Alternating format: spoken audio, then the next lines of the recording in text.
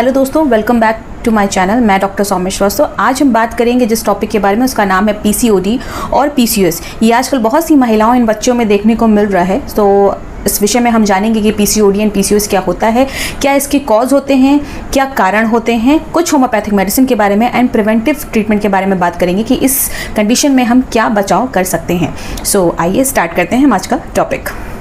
So now we talk about the PCOD और PCOS। इसका full form होता है पॉलीसिस्टिक ओवेरियन डिजीज़ और पॉलीसिस्टिक ओवेरियन सिंड्रोम। सो दोस्तों, पॉली मतलब बहुत सारे, सिस्टिक मतलब एक सिस्ट या गठान जिसको आप कह लीजिए, और ओवेरियन का जो शब्द यूज़ किया गया है वो ओवरी से रिलेटेड होता है। सो ओवरी के अंदर एक से ज़्यादा सिस्ट होने या गठान होने को हम लोग पॉलीसिस्टिक ओवेरियन डिजीज़ और सिंड्रोम कहते हैं। हम इस तरीके से समझते हैं कि जो हमारी बॉडी में, फीमेल बॉडी में दो तरीके के हार्मोन होते हैं, ईस्ट्रोजन एंड प्रोजेस्टेरोन जो कि फीमेल हार्मोन है, एंड थोड़े कम अमाउंट में या कम मात्रा में मेल हार्मोन भी होते हैं। लेकिन इस डिजीज़ के अंदर मेल अमाउंट की जो टेंडेंसी होती है वो बढ़ जाती है। दैट्स वाई हमारा जो पीरियड साइकिल है या मेंस्ट्रुएशन साइकिल है वो गड़बड़ा जाता है। ओवरी हर मंथ ओवम रिलीज करती है, जिससे दो hormone FSH and LH mature करते हैं। ये दो हार्मोन हमारी पिट्यूटरी ग्लैंड के थ्रू प्रोड्यूस होते हैं, जो कि ब्रेन में पाई जाती है, और ये ग्लैंड बहुत ही छोटी सी होती है। जब फीमेल बॉडी में मेल हार्मोन यानी एंड्रोजन की मात्रा अधिक हो जाती है और फीमेल हार्मोन की मात्रा कम हो जाती है, तो इससे ओवुलेशन प्रोसेस हमारा अफेक्टेड होता है या सही से नहीं हो पाता है। सो ओवम रिलीज तो होता है बट मैच्योर नहीं हो पाता है, और वो अपनी सराउंडिंग एक लेयर बना लेता है जो कि एक सिस्ट का रूप ले लेती है। इसी तरीके से हर मंथ ओवम रिलीज होता है बट मैच्योर नहीं हो पाता है, सो एक उसके सराउंडिंग भी लेयर बनती चली जाती। इस तरीके से एक से ज्यादा सिस्ट डेवलप होने लगती है हमारी ओवरी के अंदर, और इसी कंडीशन को हम लोग पीसीओडी या पीसीओएस कहते हैं। अब हम जान लेते हैं कि पीसीओडी का क्या कॉज होता है। तो पीसीओडी का जो कॉज होता है वो अभी अननोन है, बट थोड़े बहुत जो कॉजेज अफेक्टेड करते हैं इस साइकिल को वो है स्ट्रेस।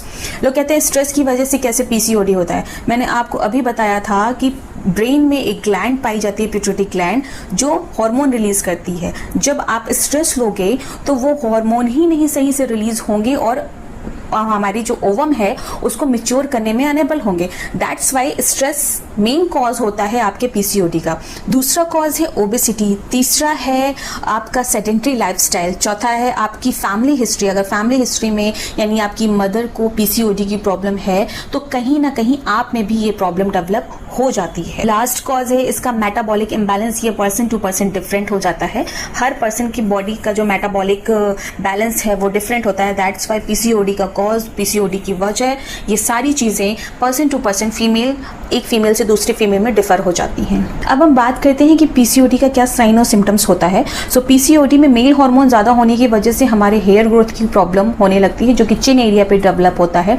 वेट गेन होने लगता है, पिगमेंटेशन होने लगता है, एक्ने निकलने लगते हैं, आपका जो है वीकनेस महसूस करने लगती हैं, आपके पीरियड इम्बैलेंस होने लगता है। सो ये सारे साइन और सिम्टम्स होते हैं आपके पीसीओडी होने के। लेकिन मैंने अपनी क्लिनिक पे एक कॉज ये भी देखा है कि एक पेशेंट जो है उसको सिर्फ हेयर ग्रोथ की प्रॉब्लम थी, जो उसके चिन एरिया पे था। उसके पीरियड्स नॉर्मल थे, सब कुछ उसका नॉर्मल था, बट फिर भी उसको पीसीओडी की प्रॉब्लम थी।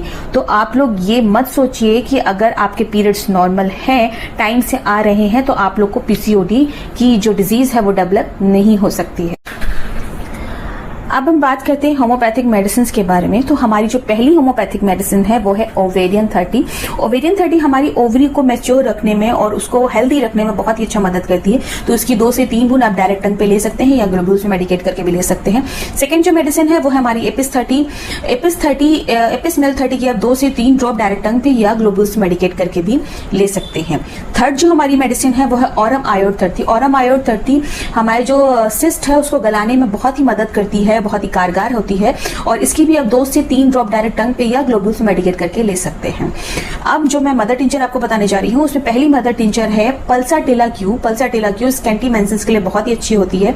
इसकी आपको 10 से 15 बूंद 1/4 कप गुनगुने पानी के साथ दिन में 3 बार पीनी है। सेकेंड जो हमारी मदर टिंचर है वो है सिनेशियोरस क्यू। सिनेशियोरस क्यू की आपको भी 15 बूंद 1/4 कप पानी के साथ दिन में 3 बार पीनी है।